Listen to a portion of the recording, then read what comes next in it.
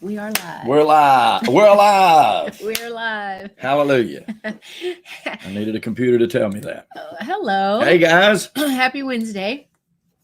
Today we're going to talk about one of our favorite topics, and it is debunking the 5 biggest branding myths. Mm-hmm. So everybody has a brand. Everything you do, everything you say, gives somebody a feeling about you, right? Gives them something to remember about what you stand for. But the question is it the message and image that you want to portray?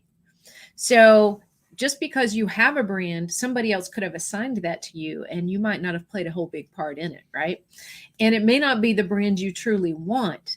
And that's what's great about branding is we can take those most authentic parts of ourselves and we can create this awesome brand to help us get across the points of what we stand for, what we're all about to our potential prospects. So that's what we're talking about today, but there's a lot of misconceptions. A lot of misconceptions. Why are we talking about misconceptions today, guys? The reason we talk about misconceptions today is because most of y'all that will watch this might belong to 7 or 8 or 9 groups that talk about branding that don't know anything about branding. They are run by people who don't know anything about branding, but they will tell you that they have branding. They do not have branding. We literally wrote the book on it. She ate it, actually. I sort of just came along secondly and got to parrot what she did. But I'm living proof every day that the branding works if you do the branding the way the branding's supposed to be done. And branding is so much more than just a logo. It's so much more than just a tagline. It's so much more than your facial recognitions. It's so much more. In this presentation, we're going to debunk major misconceptions about branding, the very misconceptions that you're joining groups that don't know what they're talking about when it comes to branding, right? And that right now is the time to do it, guys, because there's a flood of people that are coming into this market. A flood. Today, in fact, at 3:00, I'm going to have like the 4th recruiting conversation I've had this week. Like they are people just coming out of the woodworks wanting to be rich real estate agents and mortgage brokers and officers. And it's time now for those of us who have been doing this for a while to stand out against your competition. So let's go over these myths about branding. I was enjoying that. I got excited all of a sudden. Like I jumped up and I was like, I want to talk about something passionate. I kind of lost my place for a minute. I know. Okay, so these are the 5 big old excuses, misconceptions, myths, whatever you want to say about branding that I have heard over, the last almost 30 years. Mm-hmm. Okay, so the number one myth about branding for most people is I'm already branded. Imagine that. Imagine that. Everybody says they're branded. They believe that because they have a logo, a tagline, and a photo of themselves, that's a brand. I've had people had less than that said they were branded. That's true. But the truth of the matter is the drunk in town's branded because every time people see them, they say, well, there's the old drunk. There's the old drunk in town. It's like right? Otis. Exactly. Checking himself in jail. Andy Griffith's show, which is my favorite, by the way. I love the Andy Griffith show. But, let's look at it this way. So let's say, you're a real estate agent out there and you think, well, I'm already branded. People know I'm a realtor. Well, I had that exact conversation about 8 years ago with this awesome lady in Arizona.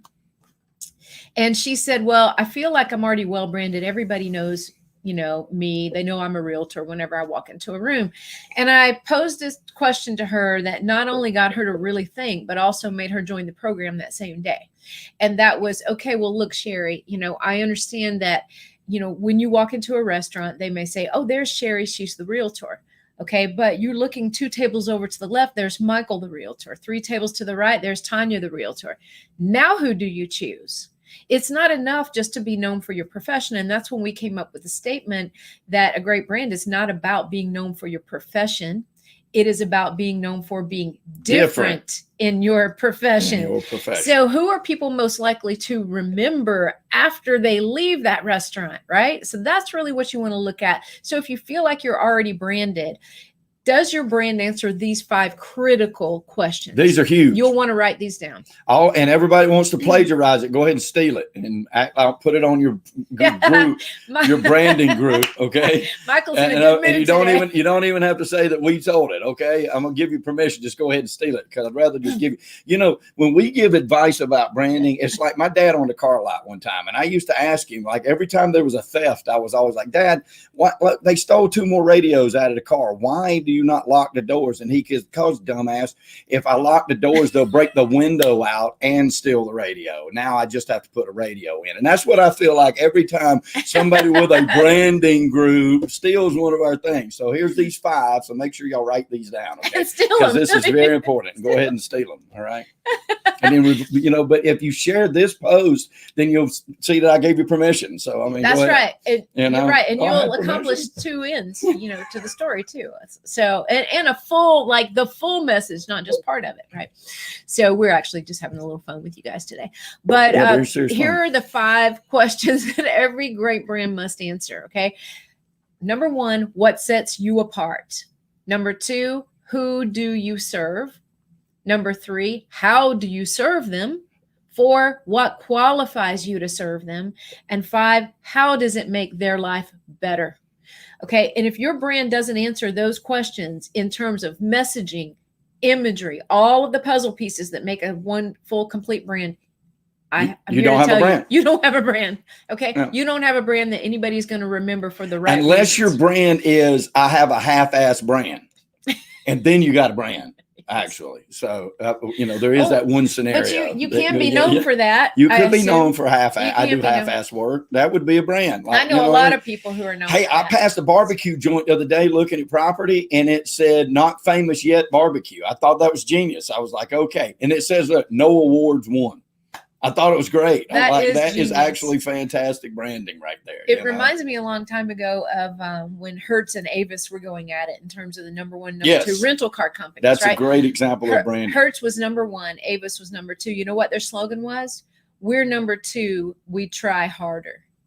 It was genius. We try harder. That lets them know they know where they stand. And if they're going to get to number 1, they've got to try harder. Right. Yep. It took them 21 years for Hertz to go out of business for them to be number 1, but that's okay. That's a different story. That's a different episode. Number 1 was trying harder too. Apparently. So number 2, I know we're giving y'all a lot of numbers today, but remember, we're debunking the 5 biggest myths. Okay. And so number 2 is a slogan or a tagline has to say it all. Guys, you can't do that. It's impossible. There's no such thing. I wish there was. Exponential, like supercalifragilistic expialidocious brand, and nobody even knows what that means, right? You can't put it all into 5, 6, 7, 8 words. You don't need your slogan or your tagline to be a paragraph. So you can't do it. So stop trying to get that done. You have to focus on what makes you different.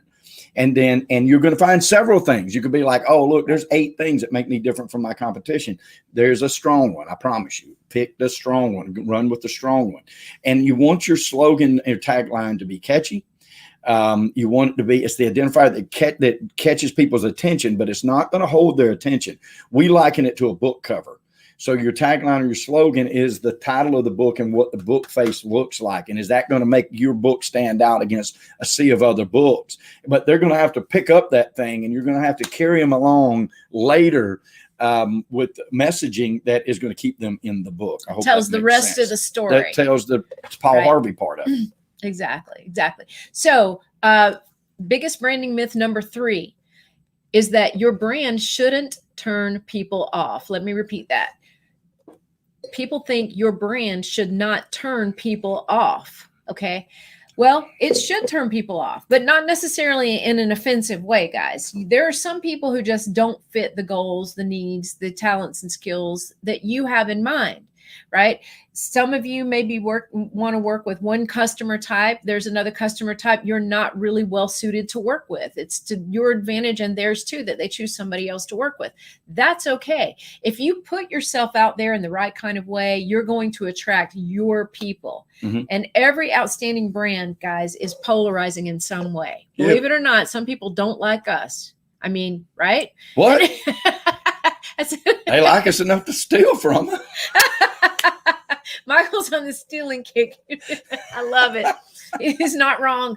But but but you know, people, there are going to be people that when I say they don't like you, it doesn't necessarily mean they don't like you as a person. It just means they don't really choose you to do business with because it's not the right fit for them, and that's perfectly okay. Yeah, you don't want 'em. A great brand evokes one of three responses. Okay, when somebody sees your brand, they instantly think one of these three things. That's exactly what I've been looking for. Okay, which is awesome. Yep. 2, that's interesting. Let me learn more. That's the book cover Michael was talking about. Let me see if I want to turn to page 1, right? Chapter 1, chapter 12. Okay. And then the third response is, that's not for me at all. That doesn't mean they don't like you. It just means it's not the best fit. You're not going to be a fit for everyone, right? So, and that third option. At least you better not be trying to be. That is very true. That is very true. Better not be. I know that's weird. Listen, guys, I know that's weird to hear. Like, I understand that's strange. You're like, what? We're going to cut this guy off right now. We don't want to talk to these people. This guy's bitter about people plagiarizing his stuff. And you know, and she's telling us not to pick out, you know, not to be attractive to people. You know, how dare they? That's polarizing, right? But no, the point that we're Stay with us, though. The point that we're trying to make is you got to keep business, right? You don't want to work with everybody. You don't. And if you're not identifying who you want to work with, guys, then you got to call us. We've got to talk, because that is the secret to where it all begins. Yes, that's the secret to your business taking off and exploding. It really is. And honestly, we don't work with everybody either. No, there's, out of all the calls that we get and interest that we get in some of our programs, there's probably only about 30% of the people that we can help. Right. Because it's just the way it is. We work with a certain type of clientele. They have to, you know, have certain characteristics. And that's a great thing for them and for us, because we know what we do best. They know what they're looking for. Yeah. And we're not going to take money from people we can't help.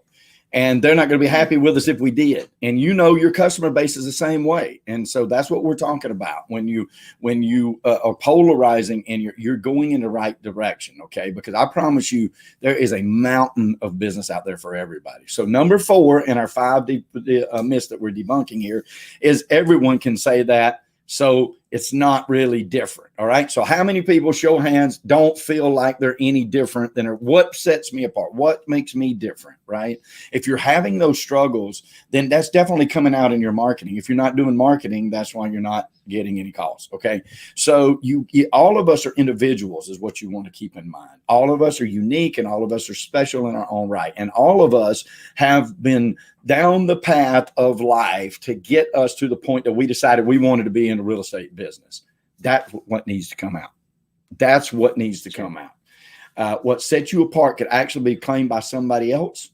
Doesn't really matter. Number 1, they're probably not using it like you need to be using it. So number 1, you're going to be able to get them just by the fact that you're using that identifier more than that other person, right? But one of the immutable laws of 22 immutable laws of marketing, which is a fantastic book. If y'all, I would suggest you pick it up.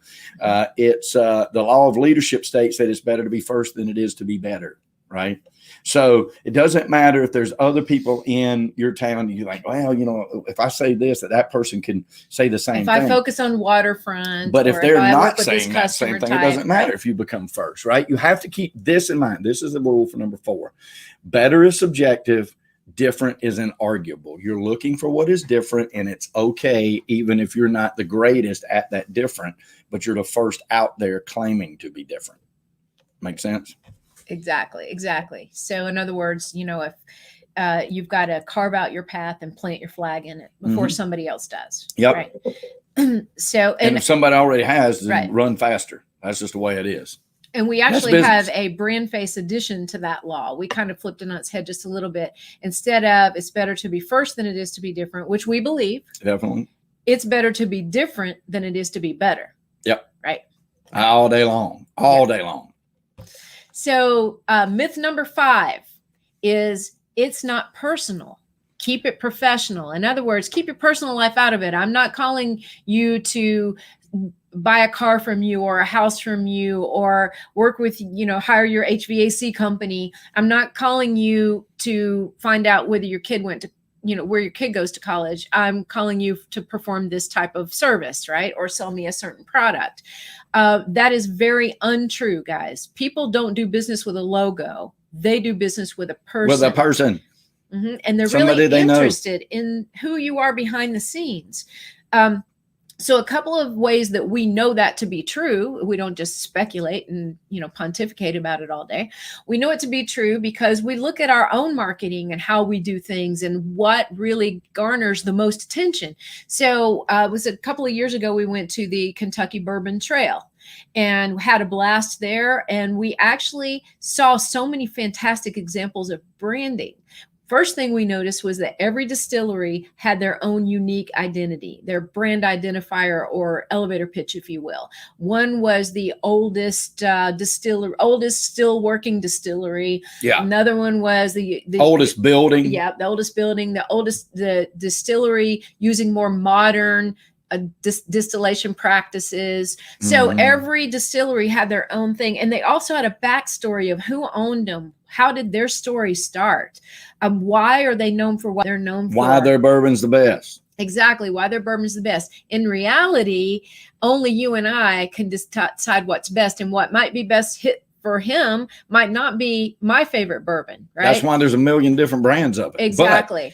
But the they're brands all are still the same and most Exactly. important, right? And the most important thing is every one of them, Wild Turkey. Everybody knows about Wild Turkey. But the backstory of Wild Turkey is what makes Wild Turkey incredible, right? And so that is, even you would think, well, I mean, they don't need a backstory, right? They're Wild Turkey. I mean, they got to be, no, the backstory is what made them Wild Turkey because they have a backstory. Yeah, right? and then once you learn that, you're like, wow, and everything tastes sweeter.